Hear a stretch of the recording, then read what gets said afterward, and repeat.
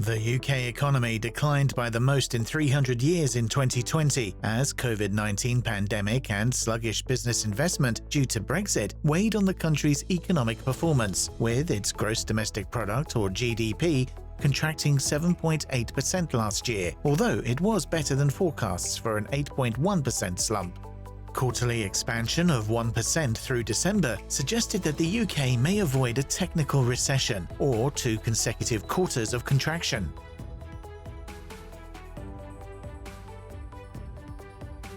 Oil prices rose to 13-month highs on Monday as the Arctic freeze strengthened demand for heating oil and prompted the Electric Reliability Council of Texas, or ERCOT, to order rolling blackouts in the state that represents most of the US oil and gas production.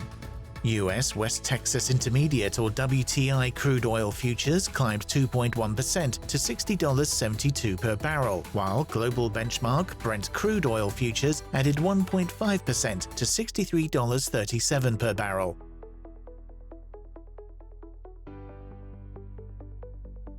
Metal prices continued their robust performance on Tuesday, with platinum posting a 6.5-year high of $1,336.50 per ounce, and copper futures climbing to its highest since 2012 of $8,406 per ton.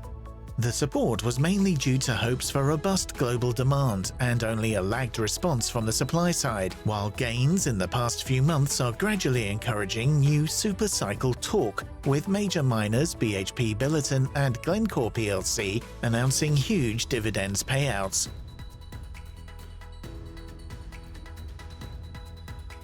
Warren Buffett's Berkshire Hathaway has reduced its stake in Apple Inc., using some of the proceeds to bet on Chevron Corp., Verizon Wireless, and Marsh & McLennan Companies Inc. While Berkshire had trimmed its positions in Apple, it remains the largest institutional investor in the US tech giant, with a stake amounting to $120 billion, while its stake in Verizon stood at $8.6 billion as of December 31st, and its Chevron stake was worth $4.1 billion.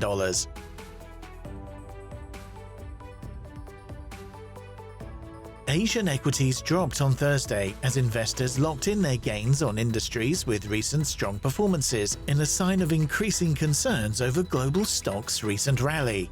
MSCI's broadest index of Asia-Pacific shares outside Japan lost 0.81%, and Chinese stocks fell on their first trading day after the Lunar New Year, while signs of upbeat global sentiment were supported by advances in the Euro Stoxx 50 futures, DAX futures, and the FTSE futures.